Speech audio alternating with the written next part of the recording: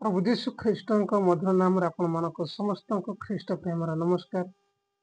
ଖ୍ରୀଷ୍ଟରେ ପ୍ରିୟ ମୋର ଭାଇ ଭଉଣୀମାନେ, ପ୍ରଭୁଙ୍କର ସେ ମହାନ ପବିତ୍ର ନାମର ଧନ୍ୟବାଦ ହେଉ। କାରଣ ପ୍ରଭୁ ଆମମାନଙ୍କୁ କେତେ ଅନୁଗ୍ରହ କଲେ, କେତେ ଦୟା କଲେ, ପୁଣି ଆଜି ଆମମାନଙ୍କୁ ସମସ୍ତ ଆଉ ମୃତ୍ୟୁ, ଅନେକ ପ୍ରକାର ରୋଗ, ଅନେକ ପ୍ରକାର ସଙ୍କଟ, ଅନେକ ପ୍ରକାର ବିପଦ ଆପଦ ଠାରୁ ଆମମାନଙ୍କୁ ଉଦ୍ଧାର କରିଛନ୍ତି। ସେଇ ପରମେଶ୍ୱରଙ୍କର ମହାନ ନାମର ଧନ୍ୟବାଦ ହେଉ। ଖ୍ରୀଷ୍ଟରେ ପ୍ରିୟ ମୋର ଭାଇ ଭଉଣୀମାନେ, ଆଜିର ଏ ଭିଡ଼ିଓରେ ଆମେ ଆପଣମାନଙ୍କୁ ସ୍ୱାଗତ କରୁଅଛୁ। ସେ ମହାନ ପରମେଶ୍ୱରଙ୍କର ପବିତ୍ର ନାମର ଗୌରବ ହେଉ। କାରଣ ସେ ଆମମାନଙ୍କୁ କେତେ ପ୍ରେମ କରନ୍ତି, ସେ ଆମମାନଙ୍କୁ କେତେ ଦୟା କରନ୍ତି, ସେ ଆମମାନଙ୍କ ପାଇଁ କେତେ ବିଶ୍ୱସ୍ତ ଅଟନ୍ତି, ତା ଆମମାନେ ଆଜି ଏ ଭିଡ଼ିଓ ମାଧ୍ୟମରେ ଜାଣିବା। ଖ୍ରୀଷ୍ଟରେ ପ୍ରିୟ ମୋର ଭାଇ ଭଉଣୀମାନେ, ସେ ପରମେଶ୍ୱରଙ୍କର ପବିତ୍ର ନାମର ଧନ୍ୟବାଦ ହେଉ। ଅନେକ ସମୟରେ ଆମେ ପାଶରି ଯାଇଥାଉ, ନିଜକୁ ଭୁଲି ଯାଇଥାଉ ଏବଂ କହିଥାଉ ଯେ ମୁଁ ନିଜେ ନିଜ ପାଇଁ ଯଥେଷ୍ଟ ବା ମୁଁ ନିଜେ ନିଜ ପାଇଁ ସମାନ। ମୋର କାହାର ସାହାଯ୍ୟ ଆବଶ୍ୟକତା ନାହିଁ, କାହାର ସାହାଯ୍ୟ ଜରୁରୀ ନାହିଁ। ଏପରି ଆମେ ଅନେକ ସମୟରେ ଭାବିଥାଉ, ମୋ ପାଖରେ ଅର୍ଥ ଅଛି, ମୋ ପାଖରେ ବଳ ଅଛି, ମୋ ପାଖରେ ଶକ୍ତି ଅଛି, କିନ୍ତୁ ସେଥିପାଇଁ ମୁଁ କାହାରିକୁ ଆଉ ଆବଶ୍ୟକତା କରିବାକୁ ମୋତେ ପଡ଼େ ନାହିଁ। ଖ୍ରୀଷ୍ଟରେ ପ୍ରିୟ ମୋର ଭାଇ ଭଉଣୀମାନେ, ଏହି ଦୁନିଆର ସବୁଠାରୁ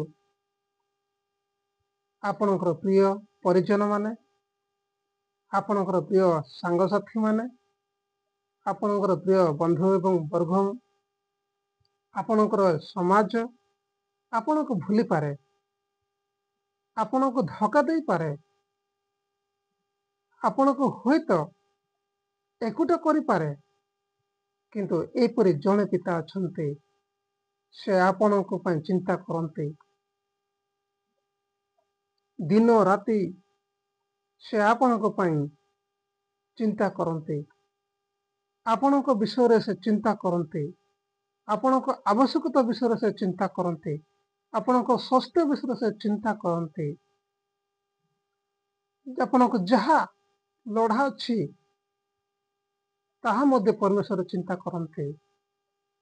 କିନ୍ତୁ ଆମର ଏପରି ଅନେକ ଲୋକମାନେ ଅଛନ୍ତି, ଆମ ବନ୍ଧୁ, ଆମର ପଡ଼ୋଶୀ, ଆମର ସମାଜ, ହୁଏତ ଅନେକ ବଡ଼ ବଡ଼ ଲୋକମାନେ ମଧ୍ୟ ଥାଇପାରନ୍ତି, କିନ୍ତୁ ସେମାନେ ଆମକୁ ଦୁଃଖ ସମୟରେ ସାହାଯ୍ୟ କରିପାରନ୍ତି ନାହିଁ।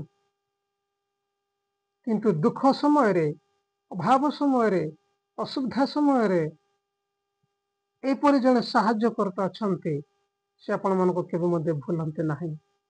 ସେ ସଦାସର୍ବଦା ଆପଣମାନଙ୍କ ସାଥିରେ ଥାଆନ୍ତି, ସଦାସର୍ବଦା ସେ ଆପଣମାନଙ୍କ ସହିତ ରହି କଥାବାର୍ତ୍ତା କରନ୍ତି, ସଦାସର୍ବଦା ସେ ଆପଣମାନଙ୍କ ପାଖେ ପାଖେ ହିଁ ରହନ୍ତି ଓ ସମସ୍ତ ବିଷୟରେ ସେ ଆଉ ଭାରଗ୍ରସ୍ତ ଅଟନ୍ତି।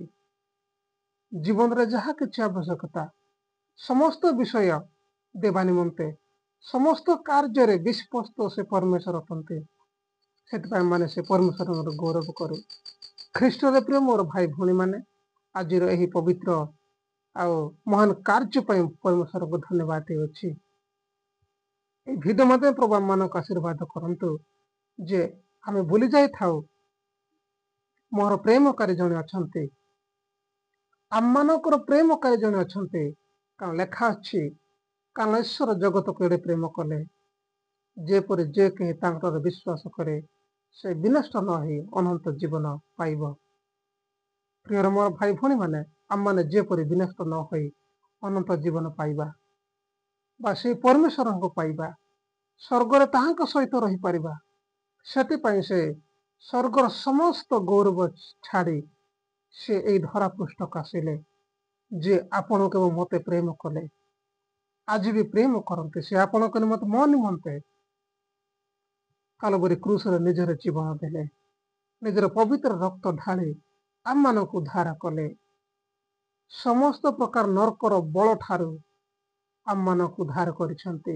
ସେଥିପାଇଁ ଆମମାନେ ସେ ପରମେଶ୍ୱରଙ୍କୁ ଗୌରବ କରୁ। କାରଣ ଆମମାନେ ଅନେକ ପଥିକ ଥିଲୁ, ଆମମାନେ ଅନେକ ପାପର ବନ୍ଧନରେ ପଥିକ ଥିଲୁ, କିନ୍ତୁ ପରମେଶ୍ୱର ଆମମାନଙ୍କୁ ଉଦ୍ଧାର କଲେ। ପରମେଶ୍ୱର ଆମମାନଙ୍କୁ ଦୟା କଲେ, କୃପା କଲେ, ଆମମାନଙ୍କ ଉପରେ ଭରସା କଲେ। ମୋର ସନ୍ତାନ, ମୋର ସନ୍ତତି ଯେପରି ବିନଷ୍ଟ ନ ହେବେ, ସେମାନେ ଯେପରି ଉଦ୍ଧାର ପାଇବେ, ସେମାନେ ଯେପରି ଜୀବନ ପାଇବେ, ସେଥିପାଇଁ ମୁଁ ସେମାନଙ୍କ ପାଇଁ ନିଜର ଜୀବନ ଦେବି। ଖ୍ରୀଷ୍ଟରେ ପ୍ରିୟ ପ୍ରଭୁଙ୍କର ଲୋକମାନେ, ଯଦି ପରମେଶ୍ୱର ଆମ ନିମନ୍ତେ ଜୀବନ ଦେଇନଥାନ୍ତା, ତେବେ ଆମମାନଙ୍କୁ ମୃତ୍ୟୁ ଭୋଗ କରିବାକୁ ପଡ଼ିଥାନ୍ତା। କିନ୍ତୁ ପରମେଶ୍ୱର ଆମମାନଙ୍କ ନିମନ୍ତେ ନିଜର ଜୀବନ ଦେଇ ଆଜି ଆମମାନଙ୍କୁ ବଞ୍ଚେଇଛନ୍ତି। ଲେଖା ଅଛି ପ୍ରଥମ ପିତର 5 ପର୍ବ 7 ପଦରେ ଏବଂ 8 ପଦରେ ଆମମାନେ ପାଠ କରିବା। ଶୈତାନ ସିଂହ ପ୍ରାୟ ଗର୍ଜନ କରୁଅଛି, କାହାକୁ ପାଇବ ତାକୁ ଗ୍ରାସିବ। ପ୍ରିୟମାନେ, ଶୈତାନ ବନ୍ଧନ ଠାରୁ ପରମେଶ୍ୱର ଆମମାନଙ୍କୁ ଉଦ୍ଧାର କରିଛନ୍ତି। ମୃତ୍ୟୁରୁ ବନ୍ଧନ ଠାରୁ ଆମମାନଙ୍କୁ ପରମେଶ୍ୱର ଉଦ୍ଧାର କରିଛନ୍ତି। ପରିତ୍ରାଣ ଦେବା ପରମେଶ୍ୱର ଆମମାନଙ୍କୁ ଅନୁଗ୍ରହ କରିଛନ୍ତି। ସେଥିପାଇଁ ସେ ଆମମାନଙ୍କୁ ପ୍ରେମ କଲେ। ଆପଣମାନଙ୍କୁ ହୁଏତ ଆପଣଙ୍କ ସାଙ୍ଗସାଥି, ଆପଣଙ୍କ ବନ୍ଧୁବର୍ଗ, ଆପଣଙ୍କ ସାହି ପଡ଼ିଶା, ଆପଣଙ୍କ ପରିବାର ପ୍ରିୟଜନ ମଧ୍ୟ ଭୁଲି ପାରନ୍ତି, କିନ୍ତୁ ପରମେଶ୍ୱର କେବେ ମଧ୍ୟ ଆପଣଙ୍କୁ ଭୁଲନ୍ତି ନାହିଁ। ପରମେଶ୍ୱର ଆପଣଙ୍କୁ କେବେ ମଧ୍ୟ ଭୁଲନ୍ତି ନାହିଁ। ସେ ଆପଣଙ୍କ ସହିତ ଥାଆନ୍ତି ଏବଂ ଆପଣଙ୍କୁ ସେ ପ୍ରେମ କରନ୍ତି। ଆପଣଙ୍କର ଅଭାବ, ଆପଣଙ୍କର ଚିନ୍ତା, ଆପଣଙ୍କର ଯାହା ଆବଶ୍ୟକତା, ତାହା ପରମେଶ୍ୱର ଚିନ୍ତା କରନ୍ତି। ଯାହା ତମେ ଚିନ୍ତା ନ କରିଥାଅ, କହିବା ପୂର୍ବରୁ, ମାଗିବା ପୂର୍ବରୁ, ଭାବିବା ପୂର୍ବରୁ ସେ ଆପଣମାନଙ୍କର ସମସ୍ତ ବିଷୟ ଜାଣନ୍ତି ଏବଂ ସେ ସମସ୍ତ ବିଷୟ ସେ ପ୍ରେମରେ ଆମମାନଙ୍କ ମଧ୍ୟରେ ସାଧିତ କରନ୍ତି। ସେ ପରମେଶ୍ୱର ପ୍ରଭୁ ଯୀଶୁ ଖ୍ରୀଷ୍ଟଙ୍କର ଗୌରବ ହେଉ, କାରଣ ସେ ଏକମାତ୍ର ପଥ, ସତ୍ୟ, ଜୀବନ। ସେ ହିଁ ଆମମାନଙ୍କୁ ପରିତ୍ରାଣ ଦେଇପାରିବ। ସେଥିପାଇଁ ଆମମାନେ ସେ ପରମେଶ୍ୱରଙ୍କ ଧନ୍ୟବାଦ କରୁ। ଏ ଭିଡ଼ିଓ ମାଧ୍ୟମରେ ପ୍ରଭୁ ଆମ ପ୍ରତ୍ୟେକଙ୍କୁ ଆଶୀର୍ବାଦ କରନ୍ତୁ।